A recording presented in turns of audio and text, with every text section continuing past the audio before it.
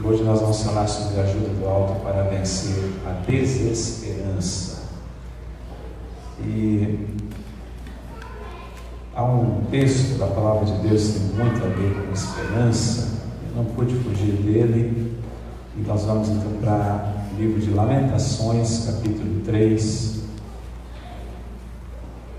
Lamentações, capítulo 3. Vamos dar uma olhada geral, na realidade, para o livro de Lamentações, mas vamos focar aqui no capítulo 3, lendo inicialmente dos versículos 18 a 20. Livro de Lamentações de Jeremias, capítulo 3, os versículos de 18 a 21, na realidade, inicialmente. Assim diz a palavra do Senhor. Então disse eu: já pereceu a minha glória, como também a minha esperança no Senhor.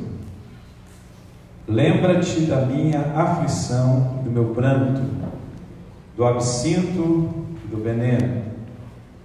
Minha alma continuamente os recorda e se abate dentro de mim.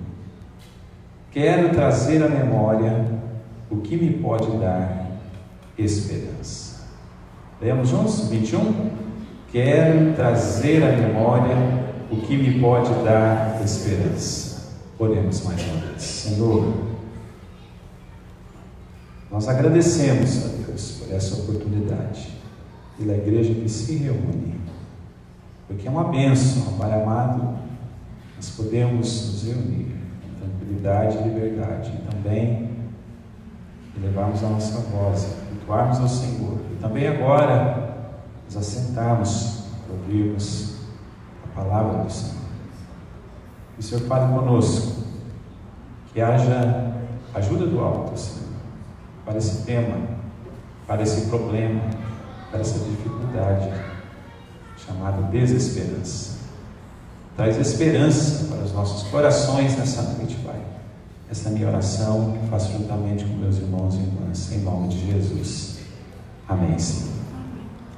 Meus queridos, eu encontrei um artigo na internet essa semana, fazendo minhas pesquisas para essa ministração, no site cristão, que falava de 10 sinais mais comuns da desesperança.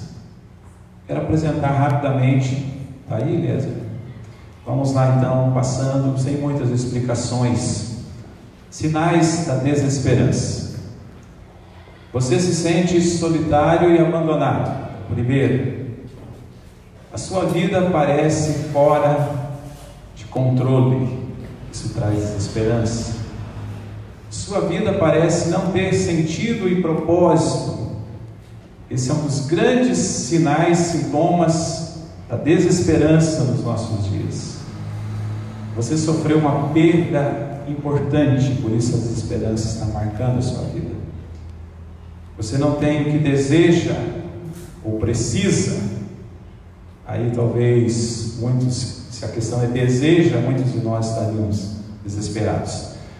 Você fez algo errado, um erro grave, tem custado caro, trazido consequências à sua vida, ao seu coração. Você foi profundamente ferido por alguém. Você foi empurrado por pessoas ou pelas circunstâncias para a direção errada. Você está sendo dominado pelo medo. Medo é um problema que tem atacado bastante, dominado as pessoas. Isso traz desesperança. Você está se sentindo derrotado. Como está a sua vida em relação a estes sinais, esses 10 sinais apresentados? Se você tivesse que sinalizar alguns deles ali, dizer, esse aqui me descreve exatamente o que aconteceu, tem acontecido, está acontecendo comigo. Você tem sido vítima da desesperança, ou vitimado pela desesperança? Todas essas coisas, na realidade, estão presentes no poema do profeta Jeremias. O livro de Lamentações é exatamente um poema. Não sei se você já parou para pensar, observou o livro de Lamentações. Ele tem os seus 5 capítulos. O primeiro e o segundo capítulo tem exatamente 22 versículos. O terceiro capítulo tem o triplo disso, 66 versículos. Os 2 capítulos finais têm também 22 versículos cada um. Um poema bem construído. Mas o livro de Lamentações, embora seja um poema bem construído, tem tudo a ver com desesperança. Tudo havia dado errado anteriormente, e você sabe disso, creio que a grande maioria aqui conhece bem a história. O momento atual era melancólico, triste. O reino havia sido conquistado, o reino de Israel, a capital havia sido destruída, a nação havia sido arrasada, as famílias haviam sido separadas. Esse é um fator que, quando eu penso, parece que gera uma sensação muito estranha no meu coração. As famílias haviam sido separadas, pais haviam sido levados para um lugar, filhos para outro. Você pode imaginar isso? O cenário da desesperança estava montado ali naquele lugar. Mas tudo poderia mudar posteriormente. Então a pergunta principal dessa noite que eu quero fazer, olhando para o livro de Lamentações, e para o tema que nós temos, é: o que fazer para vencer a desesperança? O que fazer, queridos? Então vamos lá, como eu sempre faço. Para vencer a desesperança é preciso, em primeiro lugar, uma lição tremendamente óbvia: identificar as causas. Para vencer a desesperança, primeiramente nós precisamos identificar as suas causas. No caso de Israel, nós estamos olhando aqui para o livro de Lamentações, as causas eram muito visíveis, fáceis de serem identificadas. Era, na realidade, os pecados do povo, dos sacerdotes, dos líderes da nação. Olha só o versículo que está apresentado ali, 4:13, Lamentações 4:13. Foi por causa, está falando da causa, né? Foi por causa dos pecados dos seus profetas, das maldades dos seus sacerdotes, que se derramou no meio dela o sangue dos justos. Por que a nação e o povo estavam nessa situação absolutamente desesperadora? Porque o povo havia ignorado todas as advertências divinas. Nós conhecemos bem as advertências quando nós olhamos para o livro de Êxodo, o livro de Deuteronômio, Levítico, em que Deus dá suas ordenanças, deixa bem claro como queria que o povo vivesse. Então o povo havia ignorado todas essas advertências divinas, e essa é uma das causas da desesperança. Porque os líderes haviam se corrompido, enganado as pessoas, porque a nação havia escolhido permanecer no mal obstinadamente. Não importava o que os profetas diziam, a palavra de Deus que vinha, eles estavam obstinados na prática do mal, e porque a paciência de Deus havia acabado e o seu juízo havia sido manifestado, manifesto. Nesse momento específico, então, da história de Israel, havia muitas causas para a desesperança, e elas eram flagrantes e visíveis, estavam ali, expostas para todo mundo ver. Mas quando nós olhamos para o mundo contemporâneo, queridos, eu pergunto: será que nós temos razões para a desesperança? Será que nós temos razões para a desesperança? Não estamos nós na era em que o ser humano se acha senhor do seu destino? Não estamos nós na época em que a ciência tem a última palavra sobre tudo? Não estamos nós na época em que a tecnologia tem solução para tudo? Não estamos nós na época em que a comunicação facilita tudo? Não estamos nós, queridos, na era das soluções instantâneas e mágicas. Não estamos nós, queridos, na época em que a liberdade, que era tão almejada e que veio, deveria produzir felicidade nas pessoas. Então, por que as pessoas estão aflitas? Então, por que as pessoas estão cansadas? Então, por que as pessoas estão desencantadas com a vida? Então, por que as pessoas estão, muitas delas, apenas vegetando ao invés de estarem vivendo? Então, por que os jovens estão se suicidando? A resposta é, ao mesmo tempo, complexa e simples. A resposta é porque Deus declarou, aliás, ao contrário, porque alguém declarou que Deus está morto. É por isso que o mundo está desesperado. É porque uma grande massa da humanidade tem acreditado nessa declaração de que Deus está morto. Uma declaração que foi feita nos meios acadêmicos e que se alastrou, que proliferou, que alcançou a cabeça primeiro e o coração das pessoas. E agora, de fato, as pessoas têm vivido como se Deus estivesse realmente morto, ou como se Ele nunca tivesse existido. Então, nessa visão filosófica e ideológica, Deus está morto. E eu quero que você me acompanhe então nessa linha de raciocínio, queridos. E se Deus está realmente morto, o vazio que somente Deus poderia preencher, ou poderia ser preenchido somente em Deus, não vai ser preenchido se Deus está morto. Isso gera desesperança. E se Deus está realmente morto, o significado que Ele dá à nossa existência não pode mais ser obtido. Então as pessoas não obtêm significado porque elas declararam que Deus está morto, e isso gera desesperança.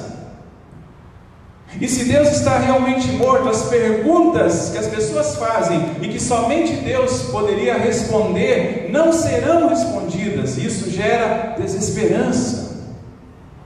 E se Deus está realmente morto, as perspectivas que só o livro de Deus, que é a Bíblia Sagrada, poderia dar, não fazem nenhum sentido. Isso gera desesperança.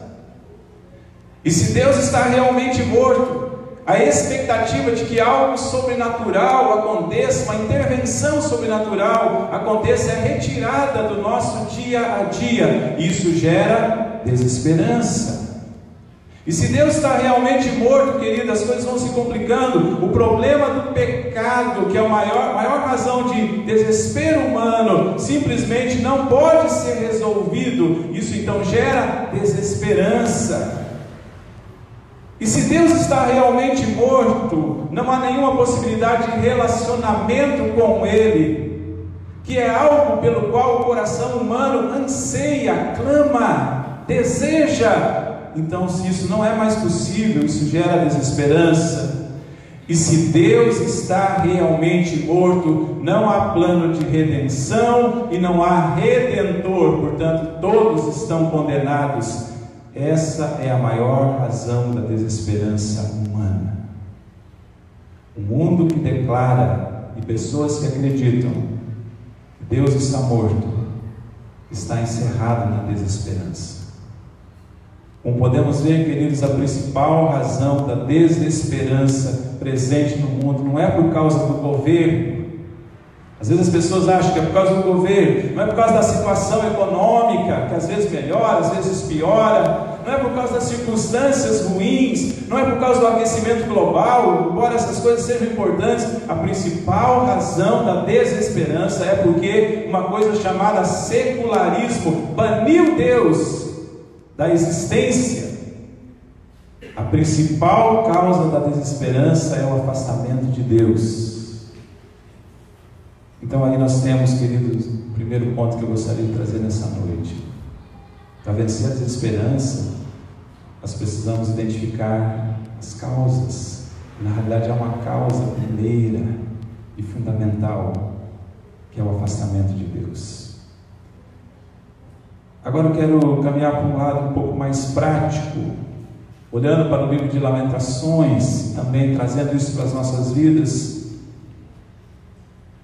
Em segundo lugar, para vencer a desesperança, é preciso interromper o lamento. Interromper o lamento. O cenário descrito no livro de Lamentações é horrível. O livro poético, como eu já disse, é dividido em 5 capítulos. Normalmente, quando você pega um livro, eu sou assim, eu vou no índice. Se me chama a atenção, eu falo, eu gostei desse livro. Eu olho o nome dos capítulos. Sabe quais são os nomes dos capítulos do livro de Lamentações? É assim: primeiro lamento, segundo lamento, terceiro lamento, quarto lamento, quinto lamento. Você compraria um livro assim? O livro é estruturado em torno dos lamentos do profeta Jeremias, e é por isso que ele recebe o nome Lamentações. Há muitas razões para lamentar em Israel. A riqueza havia ido embora. Vamos escrever um pouquinho mais aqui a questão das razões. Não há tempo de a gente ficar se aprofundando assim, indo aos versículos. Quero dar um panorama geral para vocês. A miséria havia chegado, a fome imperava, as pedras do santuário estavam espalhadas. Tudo isso Jeremias vai contando em termos poéticos. O templo havia sido destruído. Puxa, eu preciso dar uma pausa para dizer isso. As mães estavam cozinhando seus filhos para comer. Se você ler o capítulo 4, versículo 10, por mais chocante que isso possa parecer, isso está ali. Eu sei que isso choca. Uma vez eu falei isso no sermão, depois uma pessoa me procurou: pastor, como pode um negócio desse? Eu falei: irmão, não sei explicar, mas está lá na Bíblia. O reino inimigo havia triunfado sobre o povo de Deus. Os reis e os príncipes haviam sido subjugados. A carestia era desenfreada, eles precisavam comprar água e lenha, para você ter uma ideia. Os jovens haviam sido levados cativos. Os anciãos, cabelo branco, eram desrespeitados. O júbilo havia cessado e a palavra de ordem era lamentação. Eu pergunto, quando olhamos para o Brasil, nosso país, nós temos razões para lamentar? Eu creio que sim, queridos, porque nós vemos que a corrupção é geral, institucionalizada, infelizmente, imparável e inesgotável. Leis iníquas são aprovadas, contrárias às perspectivas bíblicas a todo momento em nosso país. A imoralidade antes velada agora está no horário nobre, escancarada, no horário nobre da TV, e totalmente liberada na internet. Muitas famílias estão perdendo a batalha, queridos, para as drogas, para o desentendimento, para o divórcio. O afastamento de Deus, da sua palavra, da sua verdade, do seu caminho, nunca foram tão flagrantes em nossa nação. Então eu descrevi Israel, eu falei um pouco do Brasil, mas agora eu quero perguntar: e quando você olha para a sua vida, você enxerga o quê? Quando você olha para a sua família, o que você enxerga? Talvez, dominado pela desesperança, você enxergue apenas razões para lamentar. Mas eu quero dizer, queridos, que as tragédias da vida não podem nos influenciar para cima. Tem que chegar a hora de pôr um ponto final. Quando eu olho, por exemplo, a história de Jó, que também tem muito lamento, houve um momento em que Jó se assentou para chorar, mas a Bíblia diz que houve um momento em que ele se levantou para continuar a sua vida. O lamento precisa ser interrompido. Sabe por quê? Vou dar 4 razões, queridos, porque nós devemos ou não devemos permanecer numa vida de lamento. Primeiro, porque o foco no lamento produz lentidão vivencial. Isso mesmo, quem fica lamentando tem uma vida lenta. Quem sucumbe diante das investidas do lamento perde a velocidade, o ritmo, a rapidez, não consegue avançar. O foco no lamento, querido, produz confusão existencial. Quem escolhe a trilha do lamento perde o sentido da existência e passa a viver para algo que não foi criado. Ou seja, a sua vida fica confusa. Você não foi feito para lamentar, você foi feito para viver, querido. Você foi feito para algo maior, você foi feito para viver para a glória de Deus. Por isso é preciso interromper o lamento, porque o foco no lamento também produz inutilidade missional. Quem escolhe o caminho do lamento, sabe aquela pessoa que só fica lamentando, perde a capacidade de desempenhar a sua missão no mundo, porque a missão dela passa a ser lamentar o tempo todo. E o foco no lamento produz fraqueza espiritual. Quem gasta muito tempo para lamentar, não tem tempo para investir no crescimento espiritual e nunca alcança a maturidade. O fato é que a postura de lamento está a serviço da desesperança, e esse não é o plano de Deus para ninguém. Mas vamos lá, queridos, uma terceira e última lição dessa noite. Então, primeiro, para vencer a desesperança, tem que identificar as causas. As causas lá em Israel eram simples: era o pecado, o afastamento de Deus. Quais são as causas da desesperança na sua vida? É preciso interromper o lamento. Aqueles que tomaram uma postura, uma posição, a estrada, a trajetória, o trilho do lamento, precisam interromper isso. Mas é preciso também, queridos, para vencer a desesperança, crer na transformação. Crer na transformação. Para vencer a desesperança, eu acredito que eu coloquei essa frase ali, é preciso crer nas transformações que somente Deus pode operar no mundo, em nossa casa e em nosso coração. Então, para vencer a desesperança, é preciso crer nas transformações que somente Deus pode operar no mundo como um todo, na nossa casa e no nosso coração. Jeremias é conhecido como o profeta. Só o Ciro sabe. Vamos lá, vamos dar mais uma chance para você. Jeremias é conhecido como profeta chorão. E ele de fato gastou muito tempo com lamentações. Como eu disse, ele escreveu um livro. O primeiro capítulo ele chamou de lamento, o terceiro lamento, e o 5 todos de lamento. Essa é a mais pura verdade. Mas o seu livro não é feito apenas de lamentos. Vou mostrar algumas coisas que nós vemos também no livro de Lamentações. O seu livro contém, por exemplo, diagnóstico sincero. Porque maior é a maldade da filha do meu povo do que o pecado de Sodoma.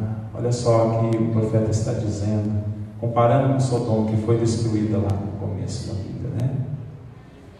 O seu livro, queridos, o livro de Lamentações de Jeremias, contém oração fervente. Ele diz: lembra-te, Senhor, do que nos tem sucedido, considera e olha para o nosso opróbrio. Capítulo 5:1. Para a nossa vergonha. Jeremias está dizendo: Deus, lembra-se de nós, não esqueça da gente, age em nosso favor novamente. O seu livro, queridos, além de lamentações, de oração fervente, também tem convicção de fé. Olha só o capítulo 5:19: Tu, Senhor, reinas eternamente, o teu trono subsiste de geração em geração. Aí não é lamento, aí é convicção de fé. Ele olha para cima, diz: Tu, Senhor, reinas eternamente. E o seu livro contém esperança, queridos. Tem muito lamento, mas contém esperança. Quero trazer à memória o que me pode dar esperança, o versículo mais conhecido do livro de Jeremias, capítulo 3:21. Aqui está o grande tesouro e o grande segredo do livro de Lamentações. Há razões, é isso que ele está dizendo, há razões para resgatar a esperança. A perspectiva do profeta muda, queridos, quando ele deixa de descrever a destruição que ele está enxergando aqui na terra e levanta os seus olhos para contemplar o real motivo da sua esperança, o Senhor que está nos céus. E deixa simplesmente de olhar e descrever a destruição da terra, e levanta os seus olhos e diz: quero trazer a memória que me pode dar esperança. E o que pode dar esperança? Ele diz: sim, o Senhor pode me dar esperança. Sim, as misericórdias do Senhor, e os versículos seguintes aí vão descrevendo as misericórdias do Senhor, que tem algumas características, 3. Quais são elas? Elas se renovam a cada manhã. Você sabia disso, né? Elas não têm fim e elas são a causa de não sermos consumidos. Veja que maravilha. Elas não têm fim, elas se renovam a cada manhã e elas são a causa de não sermos consumidos. Ele diz: há razão para a esperança? Sim, as misericórdias do Senhor. Há razão para a esperança? Sim, a fidelidade do Senhor, que é grande, ele diz. Sim, há razão para a esperança. O Senhor é a nossa porção. É como se ele estivesse dizendo assim: nós perdemos tudo, mas nós temos o Senhor. Ele é a nossa porção, Ele é a nossa herança, Ele é o nosso tesouro. E por todas essas razões, o profeta então conclui dizendo: portanto, esperarei nele. Está ali? Leia comigo que está ali, querido. Portanto, esperarei nele. Portanto, o que? Esperarei nele. Qual é a maneira de nós vencermos a desesperança, Deus? É esse versículo aí. Essa parte do versículo 24, que às vezes nem é vista, considerada. Portanto, esperarei nele. Mas, meus queridos, o livro de Lamentações não termina com um final feliz. Não sei se você já prestou atenção, mas o livro de Lamentações não termina com um final feliz. Tem alguns livros aí que não terminam com um final feliz. Por exemplo, quando eu li o livro Éramos Seis, que agora está tendo uma novela sobre isso aí, né? Eu nunca mais esqueci da última frase do livro. Um livro que termina muito mal. A última frase do livro é assim: cor de cinza, solidão. Não saiu mais da minha cabeça. O livro de Lamentações, queridos, termina assim: por que nos rejeitarias totalmente? Por que te enfurecerias sobremaneira contra nós outros? Terminou. Fim. Não é daqueles roteiros que despertariam o interesse de Hollywood. Aliás, o livro termina com perguntas intrigantes, não com um final feliz. Todavia, eu quero olhar para além do livro de Lamentações. O livro termina, mas a história não. Sabemos disso. O livro se finda, mas Deus continua. A ação de Deus continua. E se nós penetramos então na continuidade da história, não do livro, da história do povo de Israel, nós vemos que posteriormente algumas coisas aconteceram. O povo voltou do exílio, não estava mais lá exilado, longe da sua terra, voltaram, saíram do cativeiro, retornaram para a sua terra. O muro foi reerguido. Quando nós lemos a história de Neemias, que Neemias nos conta, nós vemos isso. Vemos a reconstrução dos muros. A cidade foi reconstruída. Pessoas como Esdras, Neemias, Zorobabel, Ageu, Zacarias participaram nesse momento e ajudaram a reconstruir a cidade.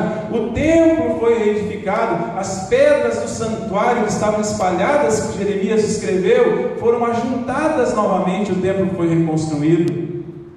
Todo o lamento cessou, a dor parou, a confusão se dissipou, a tristeza sumiu, a angústia teve fim. Deus se lembrou, ouviu a oração do profeta, perdoou, agiu, remiu, transformou, mudou o rumo daquela nação. Tudo isso, queridos, para nos levar a essa conclusão: há esperança quando nós cremos no Deus Todo-Poderoso e no Senhor sobre todas as coisas. Concluindo, queridos,